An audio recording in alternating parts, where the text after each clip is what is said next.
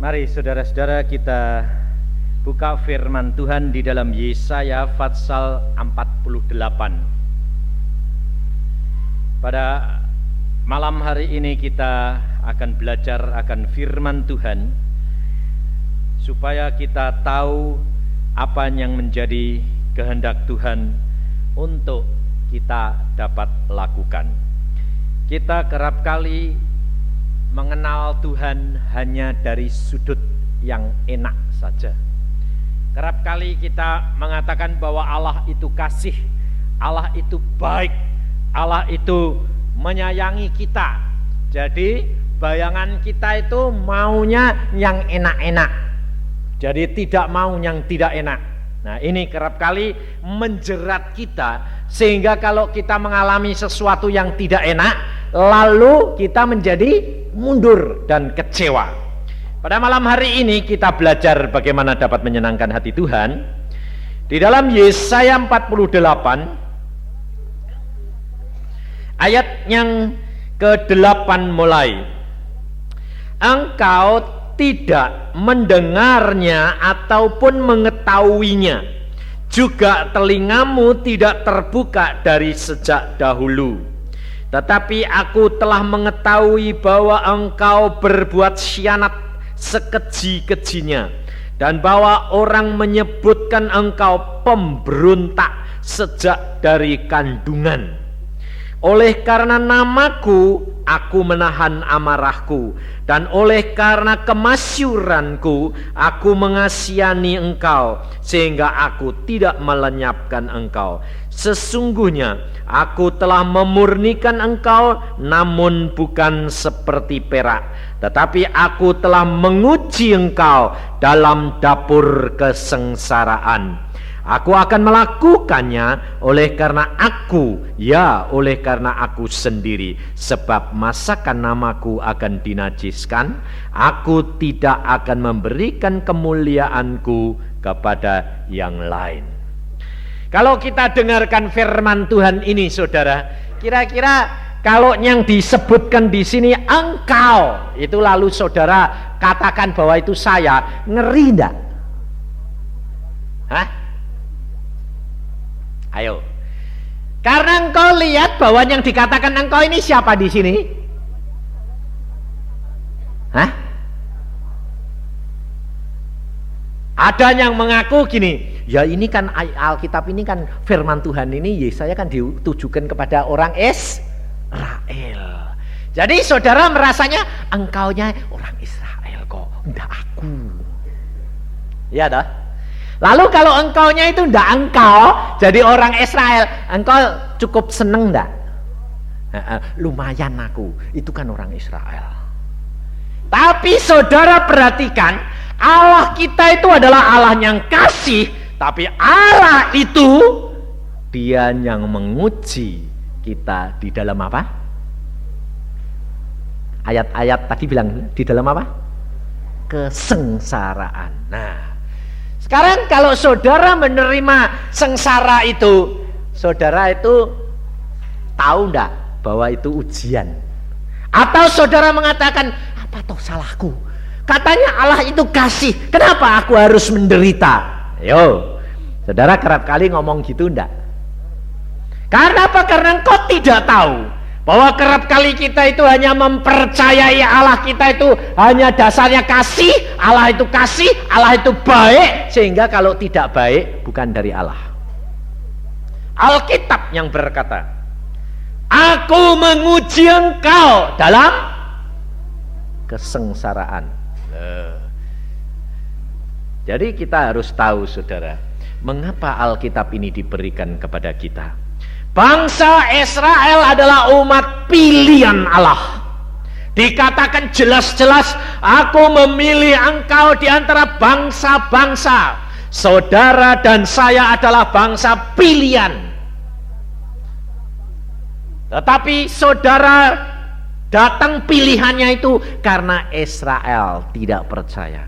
Kira-kira kalau orang Israel itu percaya Yesus, saudara kira-kira dapat bagian enggak? Hah? Enggak. Kalau tidak dapat bagian, berarti lalu saudara kan harusnya ngucap syukur toh. Untung-untung ada orang sing nolak. Kalau tidak Israel nolak, aku tidak kebagian. Nah, kira-kira lalu saudara nyukurin orang Israel tidak? Nolak terus. Biar aku yang kebagian, ya dah. Tapi saudara harus tahu, ada masanya. Ada masanya di mana bangsa Israel kembali dan dia mengagungkan Allahnya dan Mesiasnya. Kesempatan buat kita sudah tertutup. Maka dari itu saudara, kita harus mengejar waktu. Jangan main-main. Kita harus benar-benar jangan merasakan bahwa Allah itu kasih, lalu kita seenak kita sendiri. Anak saya Daniel kemarin cerita sama saya begini, Pak, saya disuruh puasa sama Tuhan itu seminggu. Suruh apa? Suruh dekatkan diri sama Tuhan. Kenapa? Tidak tahu. Setelah dia puasa seminggu, malamnya diberitahu Tuhan. Apa? Dia malamnya mimpi, dia lihat ada pesta yang besar sekali.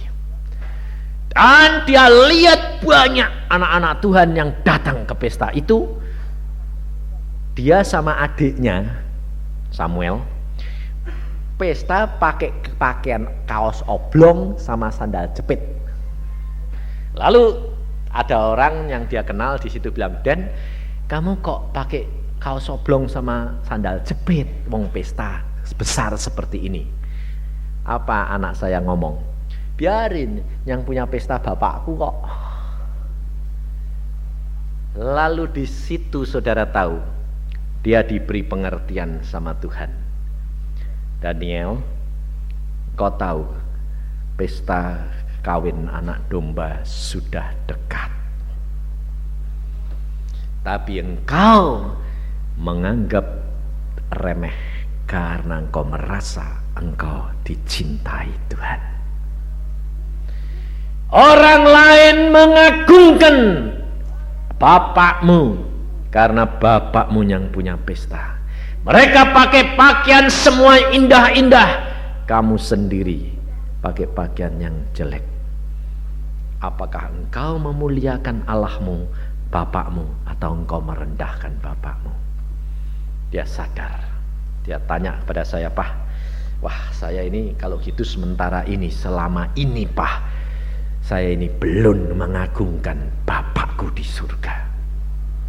Kita kerap kali mempunyai kepercayaan, keyakinan bahwa Allah kita itu adalah Allah yang baik, Allah yang penuh kasih, Allah yang penuh sayang, Allah yang tidak menghukum. Salah, saudara.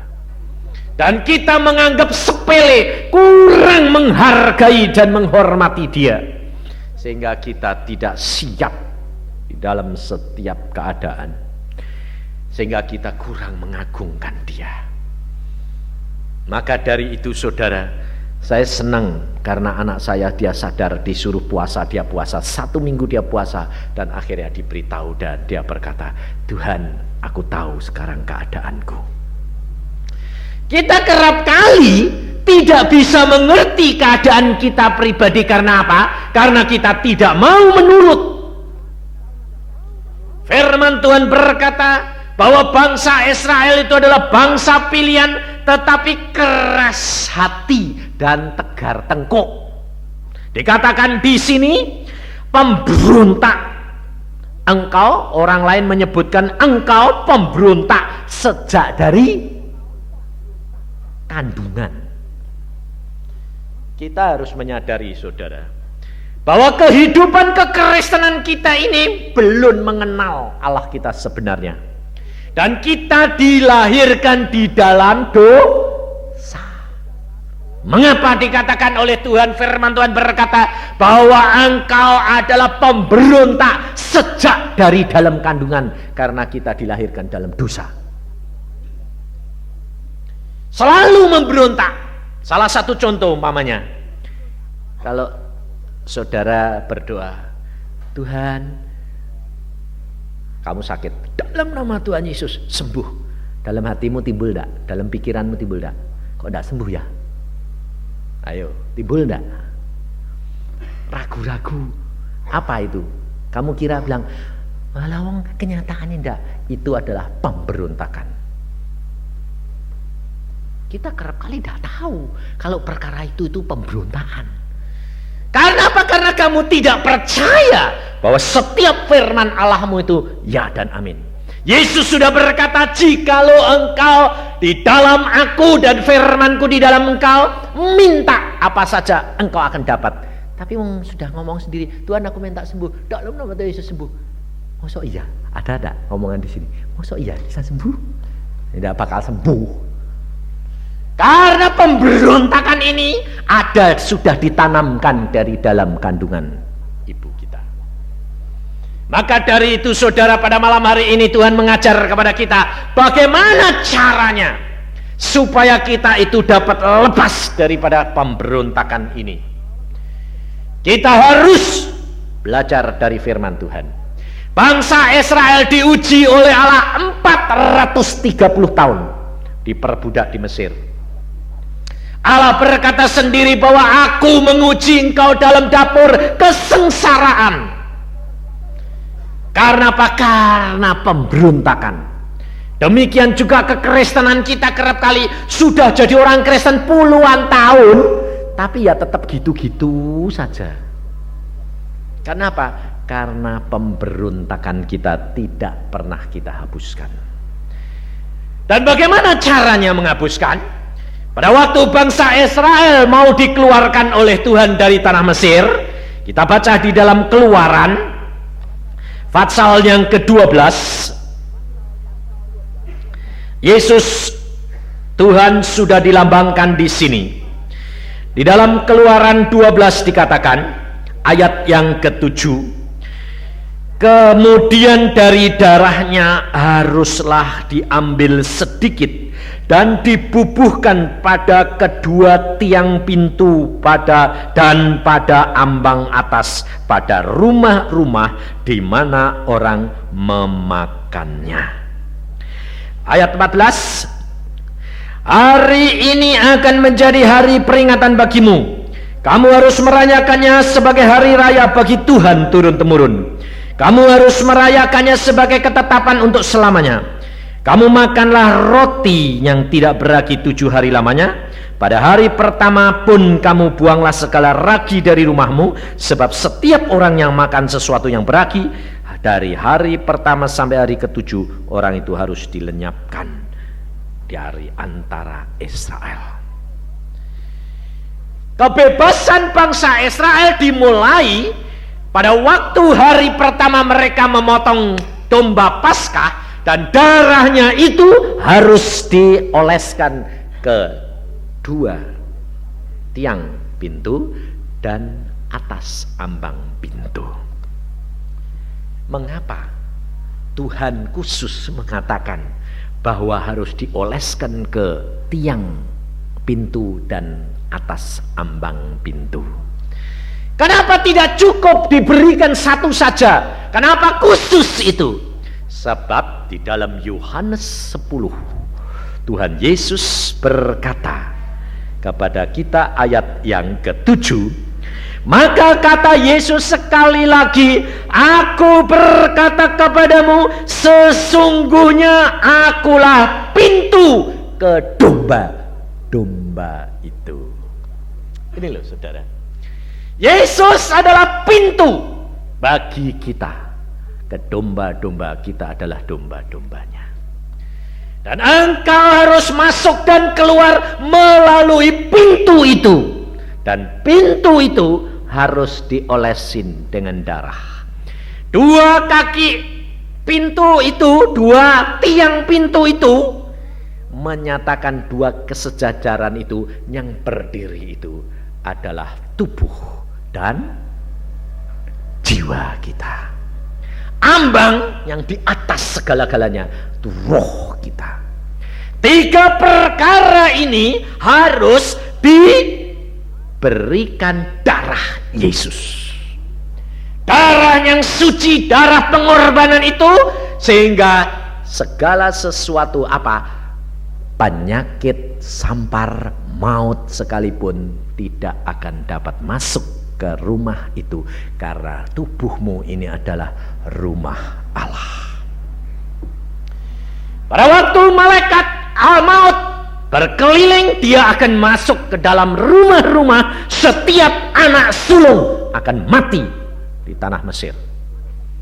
Tetapi pada pintu-pintu orang Israel, di mana pintu itu diolesi dengan darah domba, tidak akan masuk malaikat maut itu.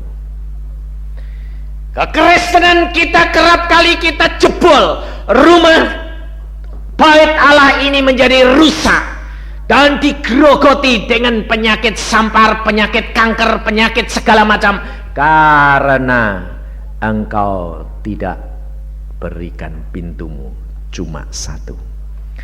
Engkau punya pintu banyak. Padahal kita selalu menyanyi, Yesus adalah bentengku, Yesus adalah menaraku, Yesus adalah perisaiku, gunung batuku. Kalau kamu punya pintu cuma hanya satu Yesus, kau tidak akan dapat dijamah oleh segala macam penyakit. Ini saudara. Tetapi kalau hal itu terjadi, Allah punya rencana di dalam kehendaknya di dalam engkau adalah karena namanya mau dipermuliakan di dalam saudara. Saudara sedang diuji di dalam kesengsaraan. Dan ada masanya pembebasan itu. Tidak terus menerus. Harus ada masanya, dan masa ini yang saudara harus dapatkan. Kerap kali kita tidak dapat selesai. Karena apa? Mundur. Bangsa Israel dituntun oleh Allah masuk ke Kanaan itu hanya sebetulnya dalam waktu 40 hari sampai. Tetapi kenyataannya 40 tahun. Karena apa? Tidak pernah tiba di dalam penyelesaian. Maka dari itu saudara harus belajar bagaimana menjaga hati, pikiran, dan tubuh ini. Karena Tuhan berkata, mata adalah pelita tubuh. Jatuhnya manusia kerap kali melalui mata dan telinga. Pintunya banyak, tetapi kita harus belajar mulai disalibkan, mulai dikatakan, mulai dikalahkan, dan ditundukkan hanya satu pintu, Yesus. Akulah pintu, kata Tuhan, dan semua domba-dombaku masuk dan keluar. Ya, di dalam ayat selanjutnya berkata, ayat 8 Yohanes 10, semua orang yang datang sebelum aku adalah pencuri dan perampok, dan domba-domba itu tidak mendengarkan mereka. Akulah pintu. Perhatikan, barang siapa masuk melalui aku, ia akan selamat, dan ia akan masuk dan keluar dan menemukan padang rumput. Pencuri datang hanya untuk mencuri dan membunuh dan membinasakan. Aku datang supaya mereka mempunyai hidup dan mempunyainya dalam segala kelimpahan. Suatu janji daripada Tuhan Yesus kita. Kalau kita sudah percaya kepada Dia, domba pasang yang sudah disembelih, darahnya itu menjadi pintu bagi kita di ambang pintu roh, dalam ambang pintu pikiran dan jasmani kita. Bagaimana caranya sekarang? Pengeterapannya di dalam kehidupan kita. Yesus adalah firman yang telah menjelma menjadi manusia. Firman dikatakan firman yang menjelma menjadi manusia. Firman yang masuk di dalam diri kita dan akan hidup di dalam kita, menjelma menjadi saudara dan saya. Paulus berkata, hidupku bukan aku lagi, tetapi Kristus yang hidup di dalam aku. Jikalau firman ini tiap hari engkau baca, engkau masukkan, sehingga hati, pikiran, dan tubuhmu semua dipenuhi dengan sifat dan perangai Yesus. Hidupmu siapa? Engkau lagi atau Yesus? Yesus. Firman yang sudah menjelma menjadi manusia. Manusianya siapa? Hah? Saya, gitu. Jangan bilang manusia yang lain, saya. Dan ini menjadi kenyataan. Dan kalau saudara sudah melakukan itu, Yesus sudah berkata, kamu akan masuk dan keluar melalui aku dan selamat. Terjamin. Sip. Dan cara berpikirmu tidak lagi ada takut, khawatir, bimbang, ragu. Apa yang kamu takutin? Karena kamu tidak tahu bahwa Yesus Allahmu adalah Allah yang luar biasa. Tapi kalau engkau tahu bahwa Allahmu adalah Allah yang luar biasa, segala perkara Allah sanggup lakukan, kau takut tak? Tak. Tapi kenyataannya kamu sekarang masih takut tak? Hah? Masih? Nah kalau masih itu percaya apa enggak? Enggak. Nah ini soalnya. Kita kerap kali itu tidak mau. Ini betul-betul saya alami, saudara. Bahwa kalau engkau sudah hidup dengan Yesus, tidak ada ketakutan, kekhawatiran, apapun. Saya itu hampir tidak punya ketakutan. Kenapa? Ya tidak tahu. Kenapa? Lah karena saya tahu apapun, buat apa takut, wong Yesus. Hidupku adalah milik Yesus.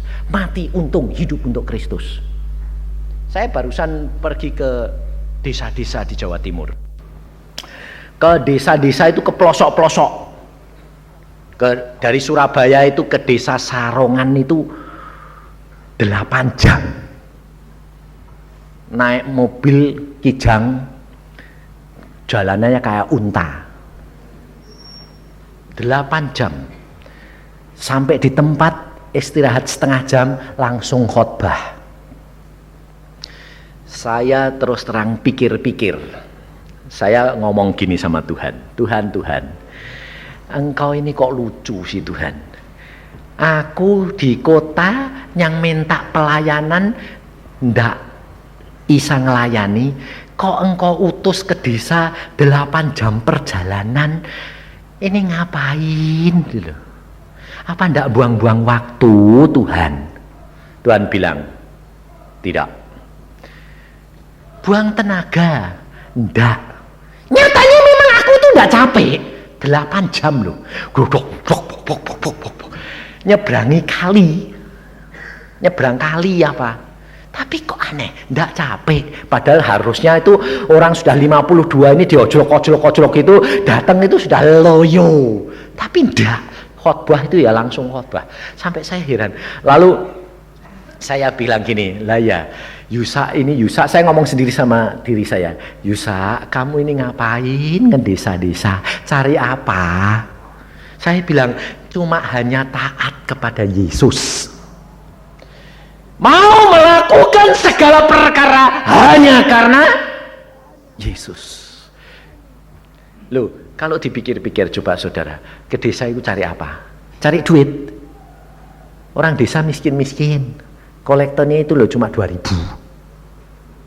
Sak kumpulan, satu kebaktian 2.000.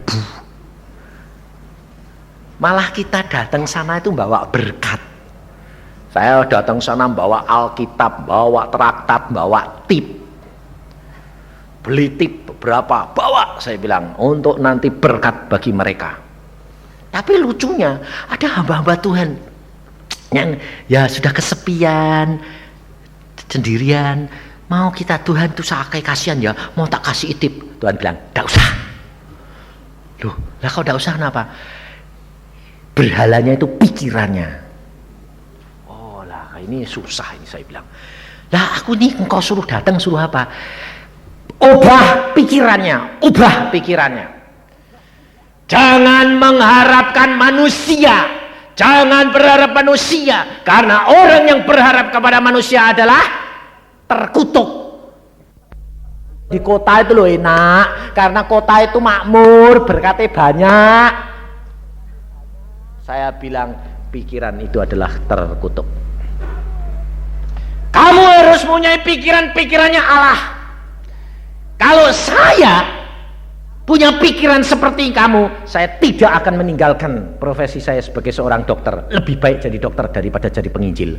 Kalau saya ngarep-ngarep kolektor, saya bilang bangkrut. Saya bilang enak jadi dokter, satu kali jabutan 10.000, khotbah setengah mati gini paling-paling berapa, saya bilang. Tapi kalau engkau harap kepada Allah, Allah sanggup lakukan segala perkara. Lalu mereka mulai berubah. Ada satu hamba Tuhan yang setia di sana sudah 8 tahun. Apa terjadi? Dia berkata begini, betul Pak Yusak. Kenapa? Ya, saya dulu di sini Pak, ditempatkan Tuhan di sini. Saya bangun jemaat, mulai khotbah 1-2 orang, lalu ada orang kota datang Pak. Lihat-lihat begini, wah kamu di sini tempatkan. Oh ya, kamu belum punya gereja, belum. Yuk lihat tanah, tak beliin tanah. Wah saya ini hatinya sudah seneng Pak. Wah saya tunjukin tanah ini sudah diukuri, sudah ditawar, sudah mau jadi. Dia bilang seminggu kemudian aku datang untuk membayar. Tak tunggu seminggu tidak datang, 2 minggu tidak datang, sebulan tidak datang, akhirnya tidak muncul Pak. Lah kemana orangnya? Lah ya tidak tahu. Lalu yang kedua datang lagi orang lain, ya begitu, tidak jadi lagi Pak. Kenapa? Karena kita yang salah, mengharapkan manusia itu dan berkat orang itu ditutup Allah. Tapi pada waktu kita sadar, kita berdoa kepada Tuhan, kita percaya Engkau sajalah, manusia janji-janji kosong, sudah tidak mau harap-harap Tuhan, manusia harap pada Tuhan dan percaya bahwa Engkau Allah yang luar biasa. Tuhan, kami minta tanah daripadamu.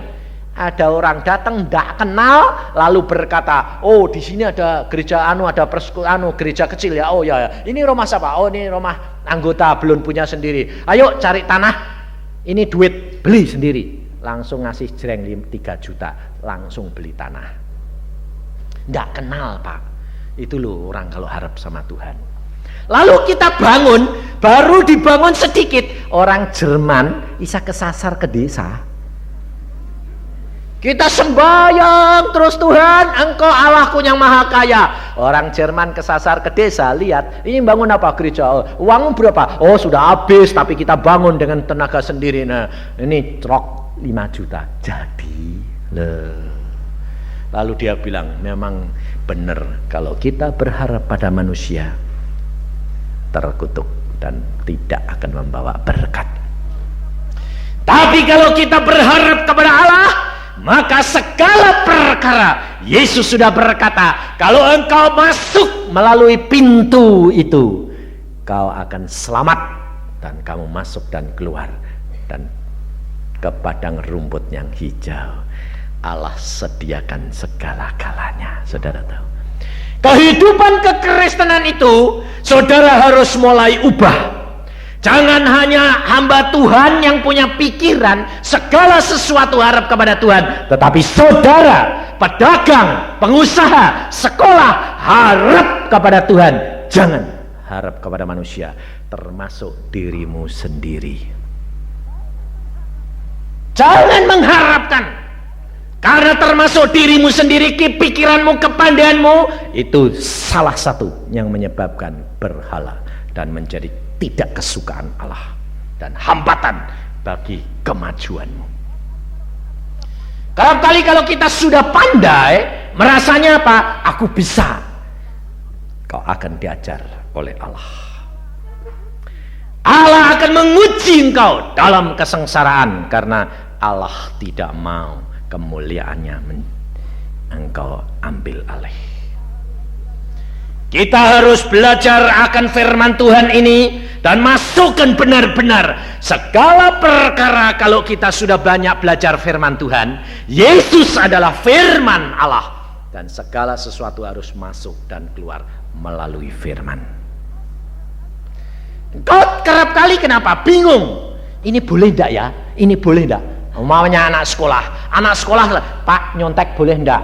Loh, sudah terang-terang nyontek kok ndak boleh kok boleh? Nyontek itu ya mencuri, sudah terang ndak boleh. Tidak usah tanya. Tapi kadang-kadang Pak, minta boleh ndak? Minta boleh. Minta kepada Yesus, jangan kepada siapa-siapa. Kita harus melakukan firman. Segala perkara kita tidak perlu boleh ndak, ndak usah. Ada Roh Kudus sebagai penolong kita. Kalau Roh Kudus tahu bahwa itu tidak boleh, di dalam dirimu pasti tidak ada sejahtera. Salah satu kontrol kalau kamu sudah belajar firman, dalam engkau mau melakukan dosa, firman muncul, bicara. Karena Roh Kudus akan mengingatkan kepadamu apa yang Yesus pernah katakan di dalam firman-Nya. Jadi kita tidak perlu khawatir. Kita lakukan saja. Maka dari itu saudara, kalau saya pergi ke desa-desa itu hanya karena anugerah Allah, hanya pergi ke sana untuk membuka jalan pikiran mereka supaya berharap kepada Allah dan bukan kepada manusia. Dan ternyata di salah satu desa ada seorang hamba Tuhan yang sudah 14 tahun menginjil ke desa-desa dan dia membangun gereja dan dia setia. Saya khotbah di sana, setelah itu pulang. Dari permulaan saya datang, ini hamba Tuhan tuh aneh. Ketemu tuh saya belum kenal. Ketemu dia bilang gini, saya merasakan satu mujizat terjadi. Lah saya kan bingung loh, mujizat apa? Wong saya ini datang ya tidak bawa apa-apa, kok mujizat itu apa? Saya bilang, Pak Yusak bisa datang ke desa ini tuh satu mujizat terjadi. Lah saya tidak ngerti, wis saya khotbah biasa ya, saya tantang mereka. Setelah itu saya pulang. Udah setengah 11 malam, sampai di tengah jalan saya pulang ke Surabaya ini. Di tengah jalan itu Tuhan bicara sama saya, Yusak, kamu harus berdoa untuk hamba Tuhan itu. Berdoa apa sih Tuhan? Dia bergumul minta kepadaku mobil. Jadi kamu harus berdoa. Lah saya ini iseng-iseng ngomong sama satu yang saudara-saudara yang bersamanya. Wah, saya harus berdoa untuk orang itu. Apa terjadi saudara? Terus bagaimana Tuhan bilang? Dia aku beri mobil. Satu orang nyeletuk, kenapa tidak diberi sekarang? Loh, sekarang piye sih? Lah duitnya lo sudah ada Pak. Bayangin. Lah kalau gitu yang satu nyeletuk, kalau gitu yuk balik. Jadi di tengah jalan tuh kembali. Balik lagi ke tempat hamba Tuhan itu, sudah gelap, sudah dimatiin lampunya. Lalu wala sudah malam Pak, yang mbok sesuk aja. Pokoknya kalau memang jatah dia keluar, kalau tidak jatah ya nutup terus. Lah bagaimana caranya Pak? Wong rumahnya itu masuk dalam, heknya di sini kira-kira 15 meter lebih dalam sana. Nggak usah diketok, kamu klaksoni aja, tetet sama lampumu biak. Kalau dia ndak keluar, ndak jatah. Saudara tahu, baru tetet 2 kali, lalu lampu biar. Hamba Tuhan itu bisa lari ke depan. Lari. Ada apa? Loh, kok kembali Pak Yusak? Ada pesan Tuhan, saya bilang. Oh ya, silakan masuk. Kami ya belum tidur kok Pak. Aneh dah. Anak istrinya belum tidur semua. Lalu semua kumpul di ruangan tengah. Pada waktu saya datang, ada pesan Tuhan, ayo sembahyang dulu. Ajak sembahyang. Mereka itu istrinya ketakutan. Lihat saya tidak berani melirik gini. Sebab pikirnya ada pesan Tuhan apa, ditegur apa ini. Jadi salah apa ini, kayak orang dihakimi. Sampai teman saya itu hamba Tuhan ketawa mesem gini. Wih, istrinya ketakutan luar biasa. Sudah biarin, takut sebentar, nanti kan sukacita. Akhirnya saya bilang, kamu sudah berdoa kepada Tuhan minta mobil berapa lama? Kaget dia. Loh, 3 tahun Pak, untuk pergi ke desa-desa itu loh. Karena kalau hujan itu kita basah kuyup, tidak bisa masuk kota, pelayanan jadi terhambat. Saya bilang, Tuhan sudah dengar dan Tuhan perintahkan kami untuk menyelesaikan hal ini. Berapa yang kamu minta pada Tuhan? Kami minta 2-3 juta Pak. Jadilah sesuai dengan imanmu. Nah, kalau dia sebetulnya minta 10 juta, ya jadi. Nah, cuma 3 ya 3. Jadi lalu dia bilang, jadi Pak, jadi. Karena kamu berdoa 3 tahun, orang desa, tidak pernah mengharap ke kota, kamu harap kepada Allahmu, Allahmu lakukan. 3 tahun, dia minta 3 juta, setahunnya 1 juta. Lalu saya katakan, jadi, segera cari, beli. Kalau sudah, beritahukan, kami sediakan. Lalu apa terjadi saudara? Sampai di Surabaya besoknya, seorang berkata, telepon saja Pak Yusa. Buat apa? Kasih tahu, suruh datang, ambil uang dulu, biar cari sendiri urusannya dia. Langsung saya telepon, segera datang besok jam 10, jangan telat, sebab saya mau berangkat setengah 12, kamu jam 10 harus sudah ada di sini, ambil uangnya, mobilnya urusan nanti, kamu cari sendiri. Dia datang, dia bilang, aduh Tuhan, luar biasa, orang desa dapat sak gelondong 3 juta, bayangin saudara. Sampai saya bilang, iya ya, dia ngomong sendiri, saya datang, dia bilang, saya percaya Pak Yusa engkau datang, ada mujizat terjadi. Dia nubuat buat dirinya sendiri. Loh betul enggak? Saya sendiri enggak tahu kok. Saya pikir-pikir, mujizat apa? Malah berkatnya dia yang punya, bukan saya. Tapi saudara tahu, hidup kekristenan itu adalah bau membau dan tolong menolong. Luar biasa, saya senang luar biasa. Karena apa? Karena dapat menjadi berkat bagi orang lain.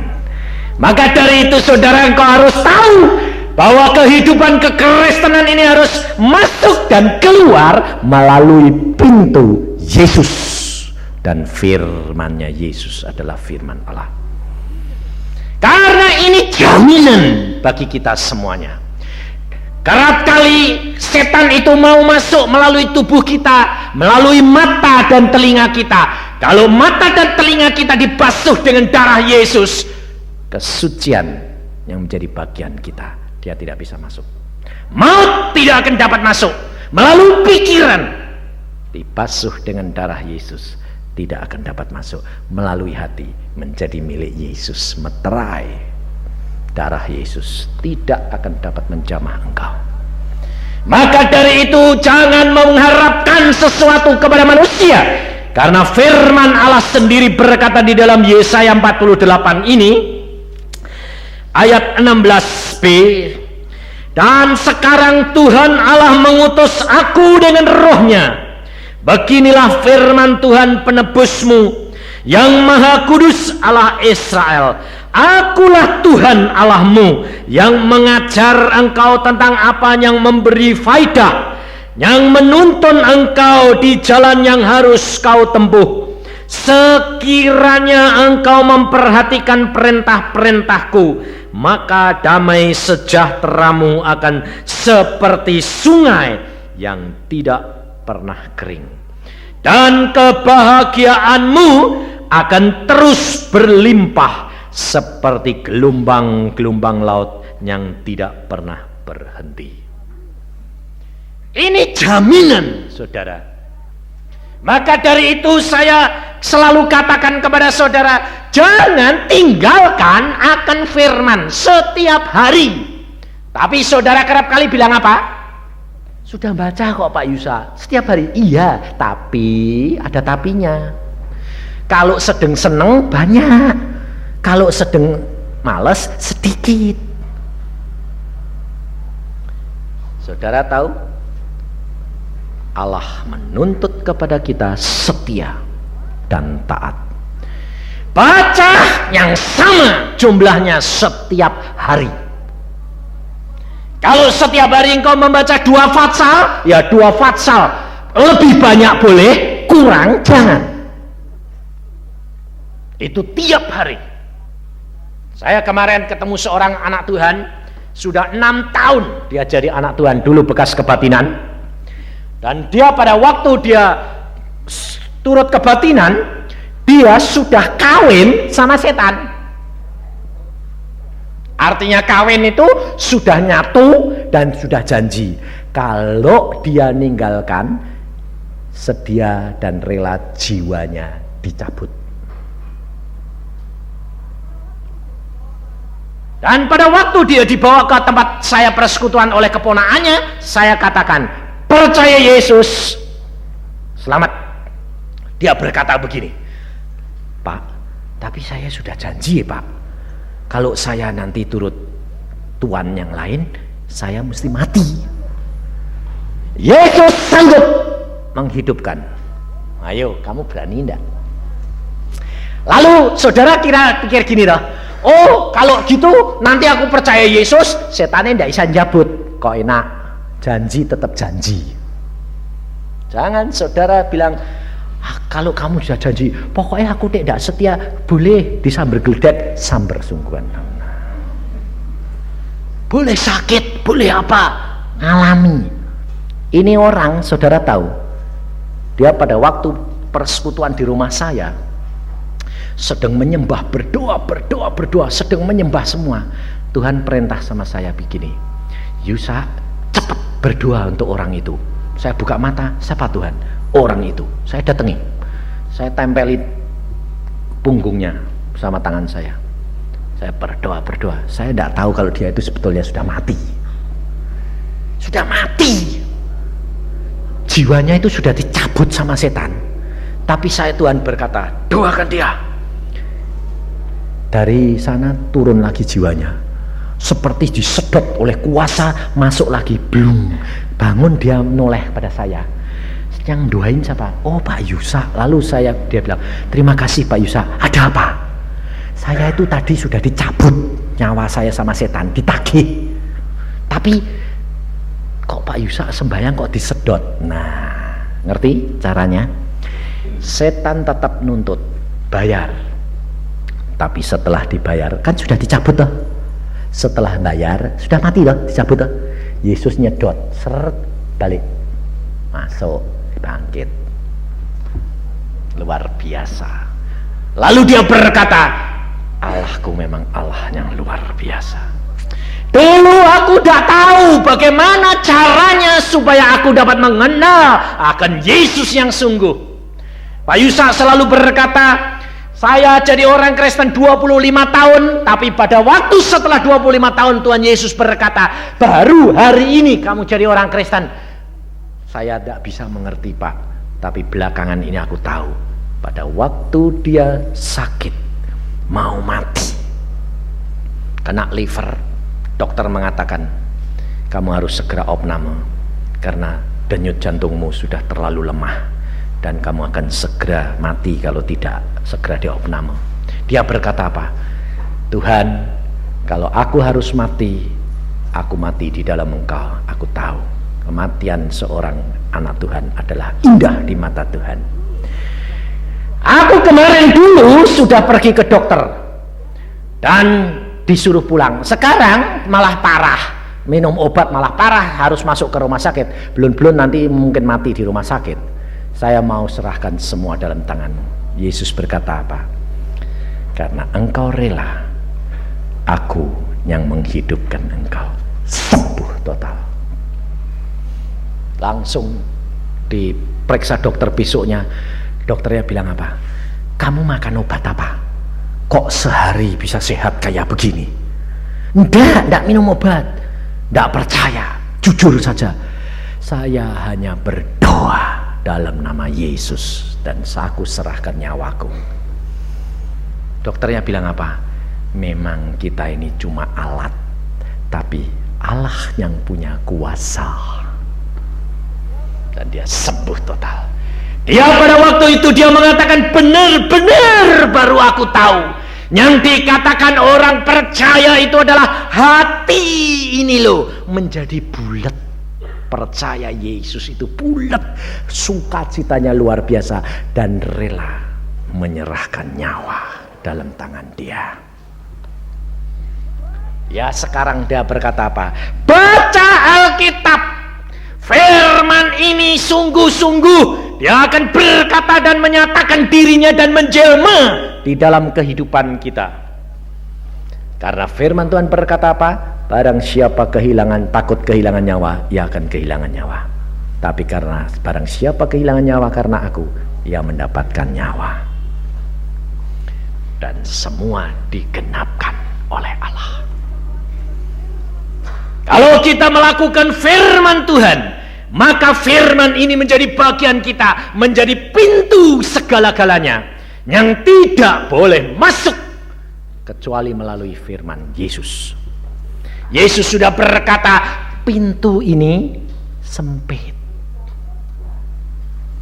tidak lebar, sempit.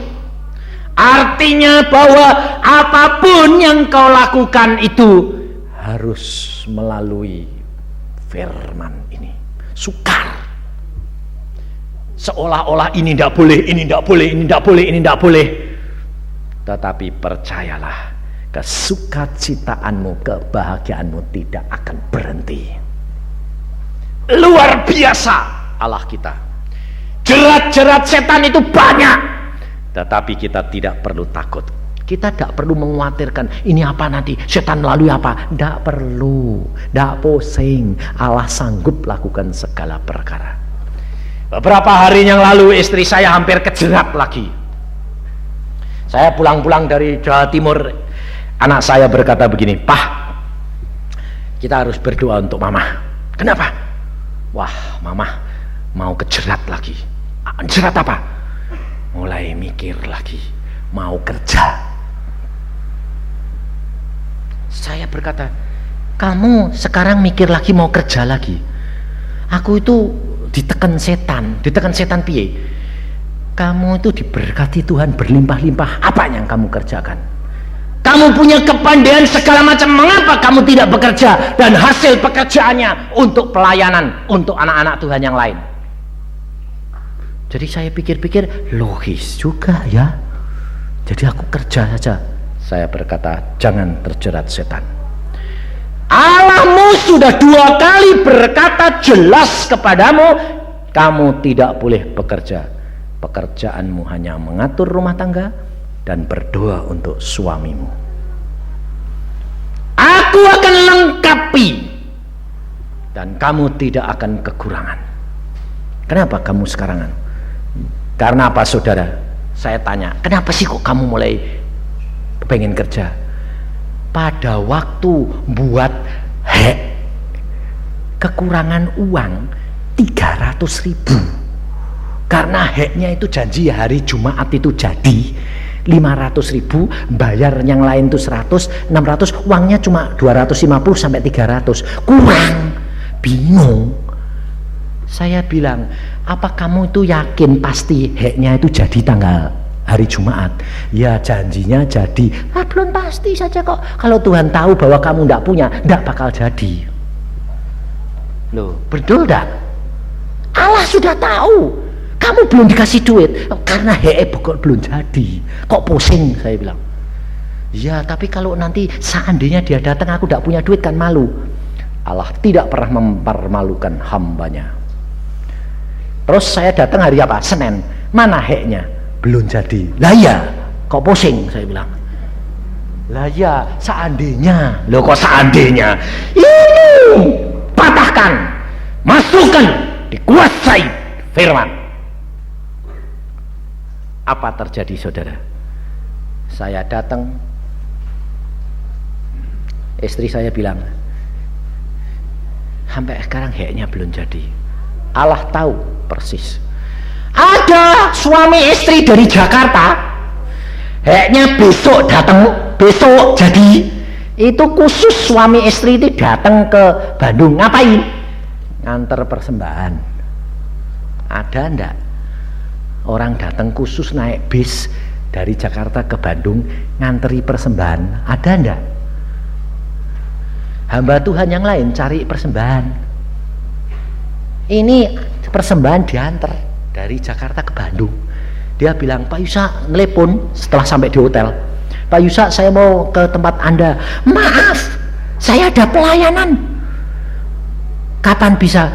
Kamu kapan pulang? Besok siang? Iya, besok pagi-pagi deh, jam 7. Ya, saya nggak tahu kalau dia mau datang itu mau ngantor persembahan tuh nggak tahu.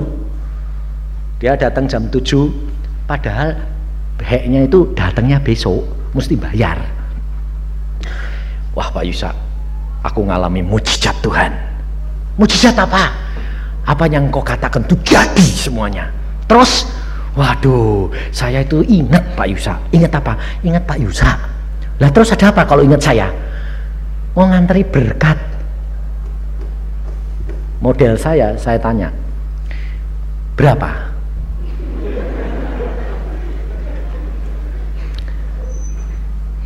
700.000. Lalu saya tanya, saya bilang, kamu tidak tahu toh bahwa kamu ini adalah mentaati perintah Allah. Besok saya harus bayar hek. Istri saya ini loh, hatinya dak diduk. Kenapa? Pas kurang 300 dan Allah kirim 2 kali lipat. Betul toh? Iya, saya bilang Allahku itu Allah yang luar biasa. Tidak perlu takut dalam segala perkara. Dia tahu kebutuhan dan keperluanmu dan dia tidak pernah menolong terlambat. Saya bilang, wah, dia bilang, pantesan aku ini tidak bisa Pak Yu. Tak pikir Pak Yusan kok minggu depan kan datang, kok tidak sampai. Mesti pergi. Tidak tahunya itu memang tepat toh. Pasti wong Allahku itu Allah luar biasa. Saudara itu tidak perlu takut. Firman Tuhan berkata, kalau engkau memperhatikan firman Allah, maka engkau akan apa? Damai sejahteramu akan seperti sungai yang tidak pernah kering. Kebahagiaanmu seperti gelombang yang tidak pernah berhenti. Karena apa? Allah tidak mau damai sejahteramu hilang karena khawatir, karena takut, karena bimbang. Allah tahu waktu yang tepat dan dia tidak pernah terlambat untuk menolong anak-anaknya. Maka dari itu jangan tinggalkan firman. Baca terus, dia adalah pintu masuk untuk masuk dan keluarmu melalui firman, melalui Yesus. Jaga 3 tempat: tubuh, pikiran, dan hatimu. Kalau kamu mau aman, tidak akan dapat engkau dijamah oleh kuasa gelap, karena dia yang memberikan tanda darah Yesus akan mengusir semua kuasa gelap. Amin. Mari kita berdoa. Tuhan, firman-Mu sudah hamba sampaikan. Engkau tahu keadaan anak-anak-Mu di tempat ini, Tuhan. Mereka masih kerap kali khawatir, takut, bimbang, dan ragu. Kepikirannya selalu menghantui dia. Karena dari dalam kandungan mereka sudah dikuasai oleh kepikiran demi kepikiran. Pada waktu ibunya mengandung mereka di dalam ketakutan. Pada waktu dikandung ibunya di dalam cengkeraman kekhawatiran. Dan ini menghantui terus anak-anak-Mu, sehingga mereka tidak dapat hidup penuh dengan bahagia dan kesukacitaan. Mereka selalu hidup dalam ketakutan, kekhawatiran, kebimbangan, dan ragu-ragu. Tetapi malam hari ini Engkau datang membebaskan mereka, Tuhan. Dan Engkau adalah pintu. Engkau sudah mati di atas kayu salib dan Engkau sudah mengorbankan dirimu. Dan pada malam hari ini darah-Mu kami oleskan ke ambang pintu roh kami. Kami oleskan dalam pikiran kami. Kami oleskan dalam tubuh kami, Yesus. Sehingga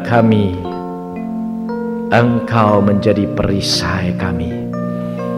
Dan maut, segala sakit penyakit pun akan lari dan tidak dapat masuk, karena Engkau yang menjagai kami. Tuhan, Engkau pilih anak-anak-Mu pada malam hari ini, satu demi satu, pribadi demi pribadi. Saudara, Engkau periksa hatimu, Kau periksa pikiranmu. Kalau di dalam dirimu masih selalu ketakutan dan kekhawatiran, malam hari ini janji Yesus akan dipenuhi.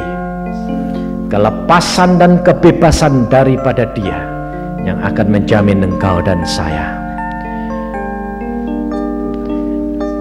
Katakan, Tuhan, Engkau lihat di dalam diriku masih banyak ketakutan dan kekhawatiran. Angkat tanganmu, katakan kepada Dia sebagai suatu pengakuan. Yesus melihat.